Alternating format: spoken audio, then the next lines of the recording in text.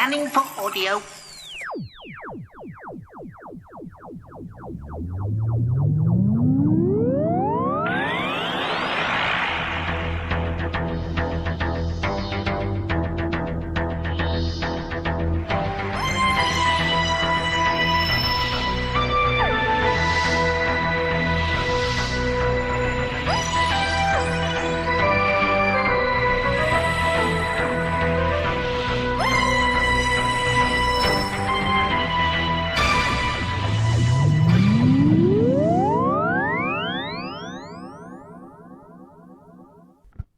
Welcome to the Tin Dog Podcast, a very short one this time. I am trying to get as many of these shows out as I can. We all know how much we enjoy them. Can I just say that you actually can vote for the Tin Dog Podcast in the Doctor Who Online Podcast Awards. All you have to do is visit the Doctor Who Online forum and follow the links at the top of the page to the voting section. Best podcasts from 2011 are there listed, and I'm about halfway down. Now I know for a fact that I won't win. The Oodcast's up there. For God's sake, that's ridiculous. No one can possibly compete against the Oodcast.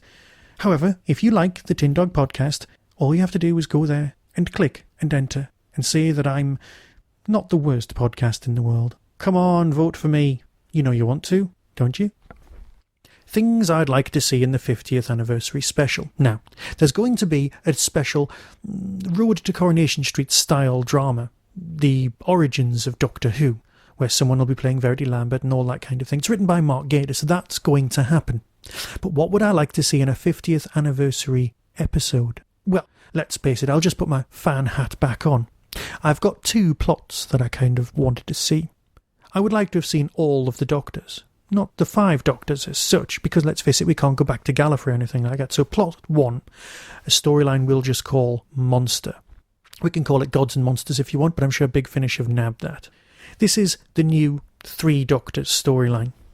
The 11th Doctor is visited by himself and alerted to a universe-wide... Well, the universe is coming to an end, and it's all the fault of a major villain. Across time, people are gathering their forces, in a kind of Pandoric Opens opening segment kind of a way, in order to try and to do an assault on the tower, or building, or crashed spaceship, or whatever you want, the fortress, shall we say, that belongs to the monster.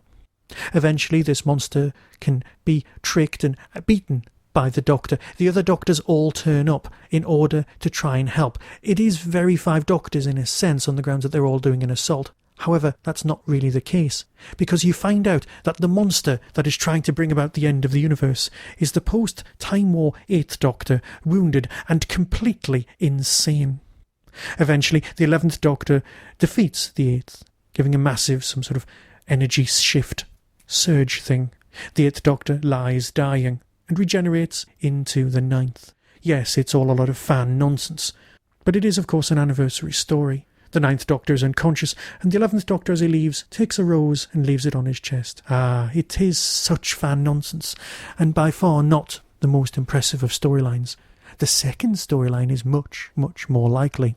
Bear with me, please don't stop bearing with me. I've called it as a working title, The Sum of Memories. It's basically The Trouble with Tribbles, but for Doctor Who. The Dream Lord, who, let's face it, was only introduced in order for him to come back for the 50th anniversary, enters the Doctor's mind.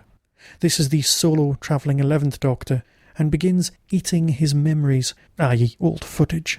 The 11th Doctor enters his own mind and has to interact with himself, probably CGI or something like that, using in the old footage, but I'm sure we can find some thing. Now, the problem with using old footage is it would have to be the stuff that's been shot on film in order to exist in the high-def world, which does limit you a little bit, but I'm sure we can work around that, thus meaning that you can actually have the old Doctors appearing in their true forms. The storylines can take place in exactly the same way that the old stories did. Let's face it, all anniversary stories are basically runarounds and nods for fans.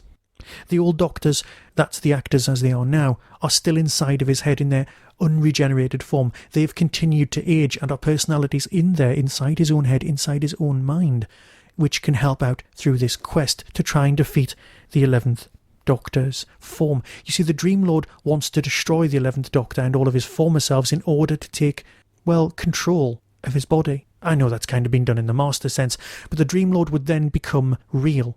But eventually, after dealing with all of the memories, the Dream Lord realises that he doesn't actually want to be the Doctor. He ends up defeating himself. It's exactly what he doesn't want. And what I don't want in all of this is the question answered. Who is the Doctor? My theories were all well and true.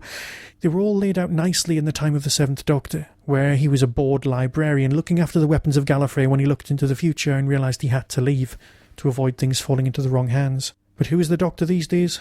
Moffat only knows. So they're my two plots. They're not brilliant, they're not marvellous, they're not even that well thought out. But they do work, and they could be, well worth seeing. So until next time, be seeing you.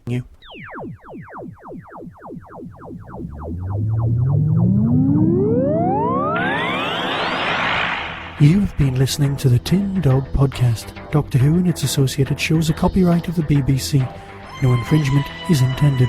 To contact the show, email tin-dog@hotmail.co.uk. To order or simply find out more about the book Whostrology, the Time Traveller's Almanac, visit whostrology.com. The Tin Dog Podcast is a founder member of the Doctor Who Podcast Alliance.